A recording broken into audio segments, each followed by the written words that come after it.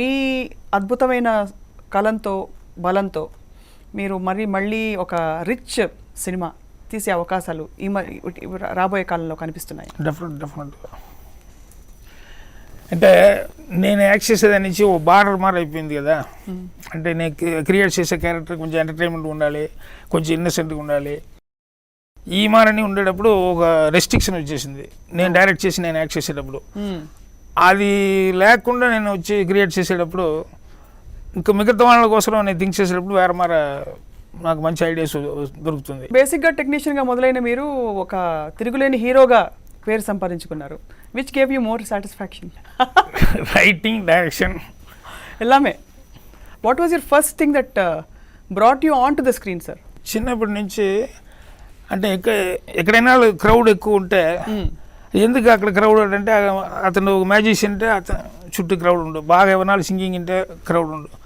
So ఆ centre of attraction ఉన్నది కదా, ఆ మార మనిషిని చూసేటప్పుడు అని నాకు ఆ టెంప్టేషన్ మన కూడా ఆ మార అందరూ మనం చూసే మార మనం చేయాలి అని. తర్వాత మా అమ్మమ్మ, మా అత్తగారు వాళ్ళన్నీ ఇంట్లో అన్ని ఫ్యామిలీ కలిసి ఉండే ఫ్యామిలీ.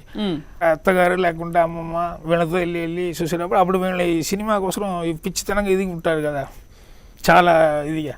అప్పుడు అది చూసేటప్పుడు అప్పుడు ఫీల్ అవుతాను, ఎందుకు మనం ఎందుకు యాక్ట్ చేయకూడదు. యాక్ట్ చేసేవాళ్ళంటే వాళ్ళకి ఎంజీఆర్, శివాజీ అంటే ఇంత అట్రాక్షన్ ఉన్నది, జెమినీ గణేశన్ చెప్తే ఇంత దూరం ఫీల్ అవుతున్నారు వీళ్ళు. సో మనం కూడా ఎందుకు ఆ మరి యాక్ట్ చేయకూడదని చెప్పి ఆ ఫీల్ ఉండేది. అప్పుడు స్కూల్ డేస్లో డ్రామాటిక్ క్లబ్ స్టార్ట్ చేశారు, అప్పుడు దాంట్లో పార్టిసిపేట్ చేశాను. అక్కడి నుంచి అలా బయలుదేరిన ప్యాషన్ ఎక్కడికి తీసుకెళ్ళిందంటే ఎంజీఆర్ గారు స్వయంగా నా వారసుడు భాగ్యరాజ్ అని ప్రకటించారు. పెద్ద గిఫ్ట్ సార్. మరి ఆయనతో మీరు ఇంటరాక్ట్ అయిన సందర్భాలు ఎక్కడా పల్లెటూరు నుంచి either Coimbatore or somewhere else somebody ఇక్కడ చెన్నై వస్తున్నారు, మళ్ళీ తిరిగి వెళ్తే ఒక 2-3 మ్యాటర్ అడుగుతారు. బీచ్ చూసావా, ఎల్ఐసి చూసావా అట్లనే మరి అడుగుతారు. తర్వాత నెక్స్ట్ అడిగేది ఎంజీఆర్ శివాజీ చూసావా, అది లేదంటే నువ్వు మెడ్రాస్ వెళ్ళే యూస్ లేదు అట్లాంటి చెప్పేవాళ్ళు ఆ కాలంలో. సో ఆ ఎంజీఆర్ శివాజీని చూస్తే అది పెద్ద గొప్పతనం అంటే మరి ఫీల్ అయ్యేది. సో అట్లా ఉండి శివాజీని పెట్టి నేను డైరెక్ట్ చేశాను, మళ్ళీ ఎంజీఆర్తో ఆర్టిస్టులు ఉంటే అతను చెప్పేలాగా వచ్చాను. ఆయన పిక్చర్ యాక్ట్ చేసి 5,000 పెట్టి ఆగిపోయింది. ఆ పిక్చర్ నేను ఎత్తి మళ్ళీ స్టోరీ కంప్లీట్ చేసి నేను డైరెక్షన్ చేసి ఫినిష్ చేశాను. సో ఇవన్నీ నాకు చాలా హ్యాపీ ఫీల్ అయ్యాను. అదే మరి ఒకసారి రాజ్ కపూర్, బోనీ కపూర్తో వెళ్ళా. వేరెక్కడ వెళ్ళేటప్పుడు Boney Kapoor sir 1 minute uncle చూసి కలిసి తర్వాత వెళ్ళేసా, ఓ 10 minutes అవుతుంది పర్వాలేదంటే ఆయనకి అంకుల్ ఎవరు లేదు, రాజ్ కపూర్ గారు. రాజ్ కపూర్ గారు పిక్చర్లు కదా చూసా, డైరెక్ట్గా చూడలేదు కదా, సరే ఇది ఒక మంచి ఆపర్చునిటీ అని చెప్పి అప్పుడు నేను అనుకున్నది ఏంటంటే ఆయనకు మనల్ని తెలియడానికి ఛాన్స్ లేదు. రాజ్ కపూర్ అంటే అందరికీ తెలుస్తుంది కదా, ఇండియా ఫేమస్. సో భాగ్యరాజ్ అంటే ఏం తెలుస్తుంది అట్టని చెప్పి నేను సరదాగా వెళ్ళా. ఆయన వచ్చి ఏదో వాళ్ళని చేసుకుని ఆయనకి నన్ను ఇంట్రడ్యూస్ చేశారు, భాగ్యరాజ్జీ అటని చెప్పారు. అతను అట్ట నన్ను చూసి ఈ డార్లింగ్ అన్నారు. నాకు షాక్ అయ్యింది. అంటే ఆ పిక్చర్ ఆయన తెప్పించి చూసుంటారు, అక్కడ చూసుంటారు ఖచ్చితంగా. చూసుకుని అంత బాగా గుర్తుపెట్టారు. అంటే ఎవరెవరు ఇండస్ట్రీలో ఇప్పుడు కొత్తగా వస్తున్నారు, ఎవరు బాగా స్క్రిప్ట్ చేస్తున్నారు, ఆ టాలెంట్ అన్నీనే వాళ్ళు ఎప్పుడు చూస్తూనే ఉంటున్నారు. వీటిలో ear సాపాడా sir?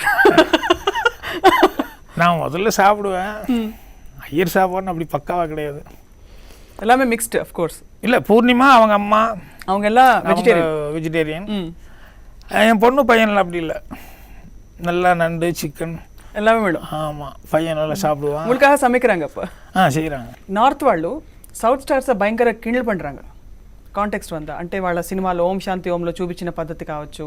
Usually south stars అంటే ఇక్కడ స్టార్ వర్షిప్ ఎక్కువ అని చెప్పి కొంత కిండల్ చేస్తూ ఉంటారు, ఎగతాళి చేస్తుంటారు. నాకు బాగా కోపం వస్తుంటుంది, బికాజ్ ఐఎమ్ సౌత్ ఇండియన్. మీకు ఎప్పుడైనా కోపం వస్తుంటుంది సార్? వాళ్ళ క్యారెక్టర్ అమ్మారా అంతే, మనది పెద్దగా మనం పట్టించుకోకూడదు.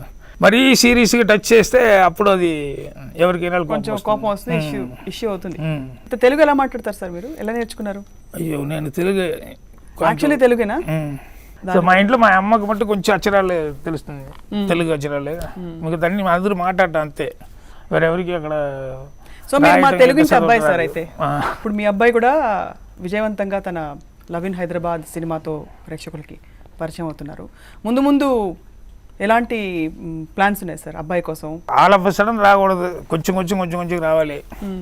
అప్పుడే వాడికి ఆ ఫీలింగ్ ఎంత మనం స్ట్రగుల్ అయ్యి వచ్చాము అనేది ఆ ఫీలింగ్ దొరుకుతుంది. ఇప్పుడు ఈ పిక్చర్ కూడా వెంటనే వాడికి రాలే, కొంచెం లేట్ అయ్యింది. సో ఆ స్ట్రగ్లింగ్ అన్నీ వాడికి ఒక లెసన్ అదని నేర్చుకోవాలి. ఇప్పుడు తమిళ పిక్చర్స్ 3-4 పిక్చర్స్ చేసాడు, తెలుగుది ఫస్ట్ పిక్చర్ కొంచెం లేట్ అయిపోయింది, బట్ లేట్ అయినా కొంచెం బాగానే వచ్చింది. ఎన్ని మార్కులు వేస్తారు? డెఫినెట్గా యాక్టింగ్ మనం మంచి పేరు తీస్తాడు. మీకు అన్ని అద్భుతమైన పాటలు, మీకు అమరైన పాటలు, చక్కటి పాటలు వచ్చేసారు. మీ ఫేవరెట్ సాంగ్ ఏమిటి? నాకు చాలా ఉన్నాయి, అదే అందుకనే మీకు అందులో అన్ని మీవి. అదేం పాట? వెళ్ళ మన ఊళ్ళో చిన్న వీడు భలే పాట అది. మీరు మాత్రం ఎంజీఆర్ గారి వైపే ఎక్కువ ఆకర్షితులయ్యారు కంపేర్ టు శివాజీ గారు కదా?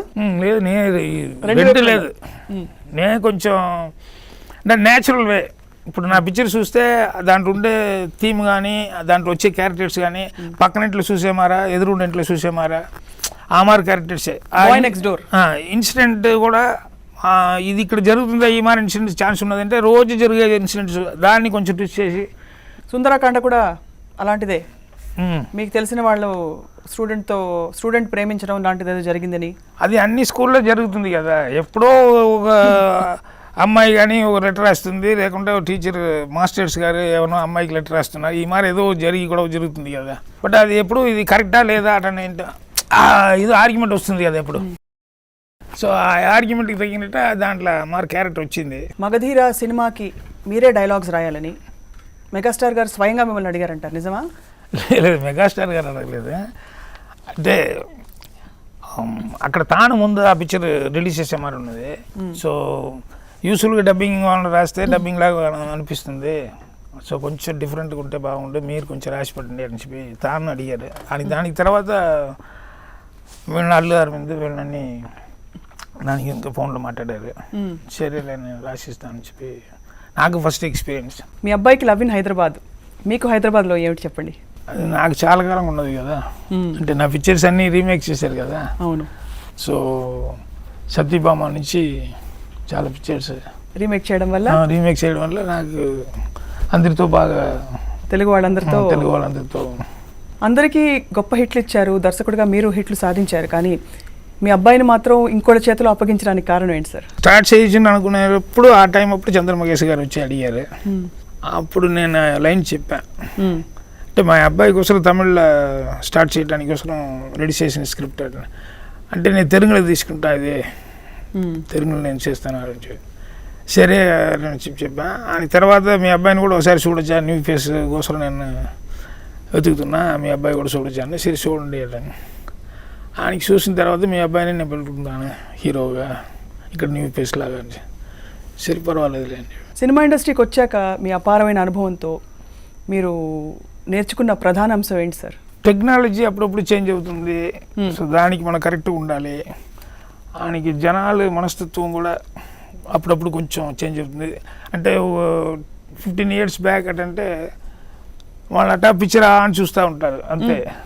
బట్ ఇప్పుడు వాళ్ళ నెక్స్ట్ సీన్ ఏం వస్తుంది అని చెప్పి వాళ్ళకే ఆడియన్స్ అంత బ్రిలియంట్గా ఉంటున్నారు. సో వాళ్ళను వచ్చి అట్రాక్ట్ చేసేది అనేది చాలా కష్టపడి చాలా థింక్ చేసేయాలి. మీ సినిమాలు ఇన్ని తెలుగులో వచ్చాయి కదా, మీ స్ట్రైట్ తెలుగు సినిమా తీయకపోవడానికి అప్పట్లో కారణం ఏంటి సార్? అంటే అది ఆలోచన రాలేదా లేక అనుకోలే? ఆలోచన వచ్చింది, అంటే చేసిందానే మరి తిప్పి ఇంకో 6 monthsకి మళ్ళీ కంటిన్యూ చేస్తే మారు బోర్ ఉండదు. దాంట్లో ఆ 6 monthsలో కొత్త కథనాలు క్రియేట్ చేయొచ్చు కదా. అందుకోసం నేను రైట్స్ ఇచ్చి మీరు ఎవరో చేసుకోండి, నేను వేరే దాంట్లో ఈ గ్యాప్లో సో 6 months పీరియడ్లో ఇంకో కొత్త పిక్చర్ చేయొచ్చు కదా. సో అందువల్ల నేను ఫీల్ అవ్వలే. బట్ ఇప్పుడు నేను బ్యాడ్గా ఫీల్ అవుతున్నా. ఇప్పుడు ఫీల్ అవుతున్నా ఎలాంటి అది కమర్షియల్ కదా, ఇక్కడ అప్పుడే చేస్తుంటే పిక్చర్ ఇక్కడ ఆడేటప్పుడు ఇక్కడ మార్కెట్ వస్తుంది కదా. అవును. బట్ నేమ్ వచ్చింది. ఇప్పుడు ఏదో ఒక అంతర్లీనమైన మెసేజ్ లాంటిది ఉండేది, అంటే ఒక థీమ్లో సినిమాలో అండర్ కరెంట్ మెసేజ్, ఇలా చేస్తే ఇలా అవుతుంది, కాన్సిక్వెన్సెస్ ఎలా ఉంటాయో మానవ సంబంధాల్లో మీ సినిమాల్లో బాగా రిఫ్లెక్ట్ అయ్యేది అనేవారు. Cinema first of all it's entertainment media. But even though entertainment media అయితే కూడా మనం చెప్పేది ఏదైనా సమ్ మంచి మ్యాటర్ ఏదైనా చెప్పాలి జనాలకి. தப்பித்தவரை கூட தப்பா எதுவும் சொல்லிடாதீங்க. வெறும் ఎంటర్టైన్మెంట్ అసలు మెసేజే சொல்ல வேண்டாம். ఏం చెప్పినా పర్లేదు కానీ పొరపాటు తప్పు మెసేజ్ సందేశం అది மட்டும் రాకూడదు. మీరు భారతిరాజా గారు డెడ్లీ కాంబినేషన్. మీ ఇద్దరి పరిచయం ఏర్పడిన ఆ టైంలో మీకు ఎదురైన ఒక ఎక్స్పీరియన్స్ ఏమన్నా అంటే తెలుగు ఆడియన్స్ కోసం చెప్తారా? ఆ తర్వాత అఫ్ కోర్స్ మీరు వారు విడివిడిగా వర్క్ చేసే మొదలుపెట్టాక ఆయన సినిమాలు అంత గొప్ప సినిమాలు తీయలేదని కూడా అన్నారు. Do you agree sir? లేదు, దాని తర్వాత కూడా ఆయన మంచి పిక్చర్ మొదలు మరి అదే అమర పిక్చర్ అనే వచ్చింది, పసుపు పొంటో పిక్చర్ చేశారు. అంటే కొంచెం ఫెయిలియర్ కొంచెం ఎక్కువైంది. సో భాగ్యరాజు గారి అట్ట కాదు, అంటే ఎవరికైనా basic he's not a writer, he's not a script writer, he's a good director. So ఆయనకు మంచి స్క్రిప్ట్ ఎవరైనా ఇస్తే డెఫినెట్గా ఈవెన్ నవ్వు అతను జనాలకు అట్రాక్ట్ చేసే మరి తీస్తారు. బట్ అమర్ రైటర్స్ ఇప్పుడు దొరకట్లే, స్క్రిప్ట్ అమర్ మంచి స్క్రిప్ట్ దొరకలే.